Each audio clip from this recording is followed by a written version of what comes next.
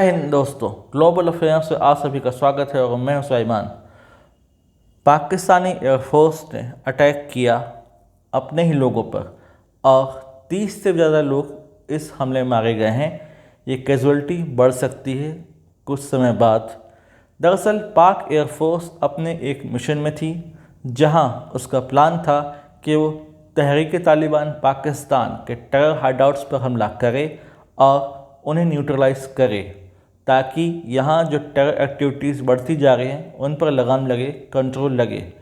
KPK reason में ये operation किया गया जिसमें निर्दोष नागरिकों की जान गई।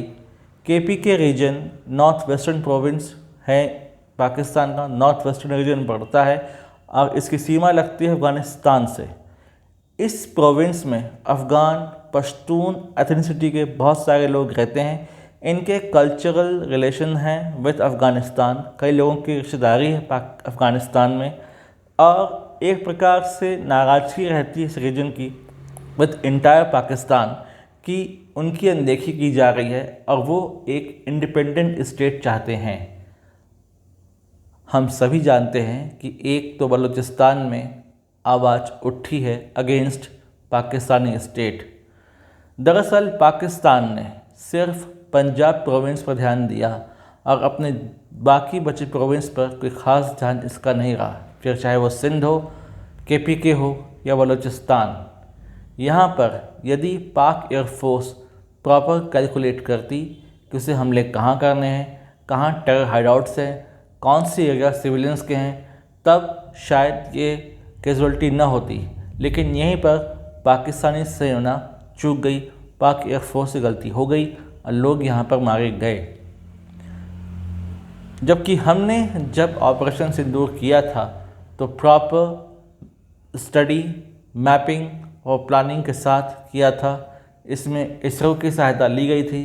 प्रॉपर आइडेंटिफाई किया गया कि कौन कौन से टेरर हाइडआउट्स हैं इनसाइड पाकिस्तान, ताकि हमला अगर हो तो सिर्फ टेरर हाइडआउट्स पर हो और सिविलियन कैजुअलिटी ना के बराबर हो। और ऐसा ही हुआ, सिर्फ टेरर हाइडआउट्स, उनके इंफ्रास्ट्रक्चर ही बर्बाद हुए। इसकी पुष्टि खुद उन टेरर ग्रुप के लीडर्स ने की कि किस प्रकार से भारतीय सेना के हमले में ये इनका नुकसान हुआ है।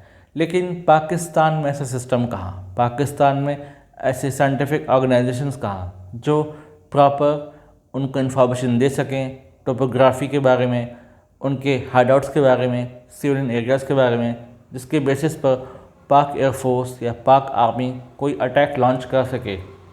इस हमले की ग्लोबली चर्चा की जा रही है। कहा जा रहा है कि एक ऐसा स्टेट है जो अपने ही नागरिकों की रक्षा नहीं कर पा रहा, एक ऐसा स्टेट है जो अपने ही माइनॉरिटीज़ की किस प्रकार से ध्यान देता है। ग्लोबली पाकिस्तान की आलोचना हो रही है। इससे पाकिस्तान कॉर्नर्ड भी हो रहा है। आज पाकिस्तान की स्थिति इकोनॉमिकली, पॉलिटिकली, जियोपॉलिटिकली काफ़ी हद तक वीक है। इकोनॉमिकली ये फ्रेजाइल है, फॉरेन एड, फॉरेन फंडिंग पर डिपेंडेंट है, खुद कुछ प्रोडक्टिव काम यहाँ हो नहीं रहा। CPEC एक ले देकर प्रोजेक्ट था जिसमें बिलियंस ऑफ डॉलर इन्वेस्ट कर रखे थे चाइना ने, वो भी कोई ख़ास इन्वेस्टमेंट का रिटर्न नहीं दे पा रहा, जिसके कारण चाइना ने हाथ खींच लिए पीछे, जिससे वहाँ पर कोई भी एक्टिविटी अब हो नहीं रही। उम्मीद थी ग्वादर से फ़ायदा होगा, उम्मीद थी CPEC के बन जाने से कुछ फ़ायदा होगा, लेकिन ऐसा हुआ नहीं।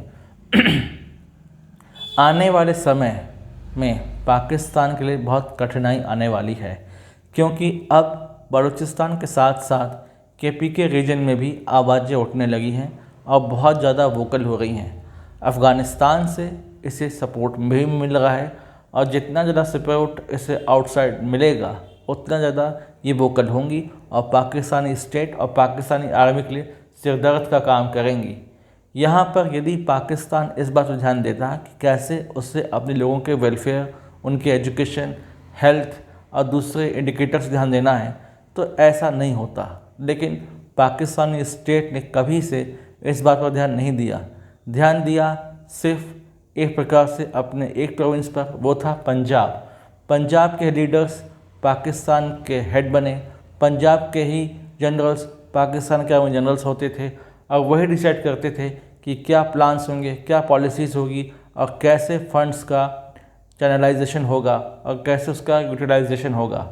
आज KPK और बलूचिस्तान कॉर्नर्ड हो चुके हैं, वहाँ पर बहुत ज़्यादा कमी है, पॉवर्टी है, हंगर है और बहुत ज़्यादा समस्याएं वहाँ पर हैं।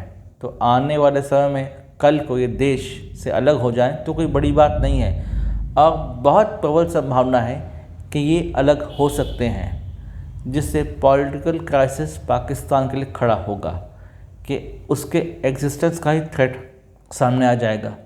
इसके साथ ही जिन्ना की टू नेशन थ्योरी भी फेल हो जाएगी कि हिंदू और मुस्लिम साथ नहीं रह सकते।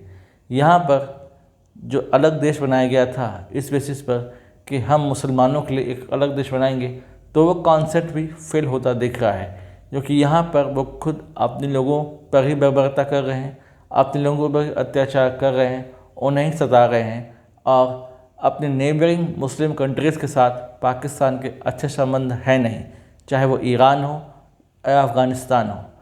हाल ही में उसने सऊदी अरब के साथ एक एग्रीमेंट किया, मिलिट्री एग्रीमेंट नाटो टाइप का, जहां पर attack on either nation will be considered attack on both.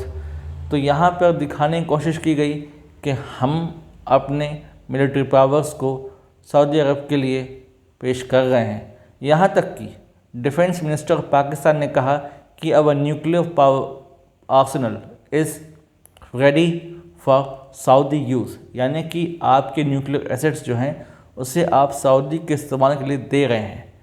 तो यहाँ पर एक गैर जिम्मेदाराना बयान और साथ ही साथ ये अटैक दिखाता है कि किस प्रकार से पाकिस्तान डिप्लोमेटिक फील्ड में और इंटरनली भी फेल हो चुका है।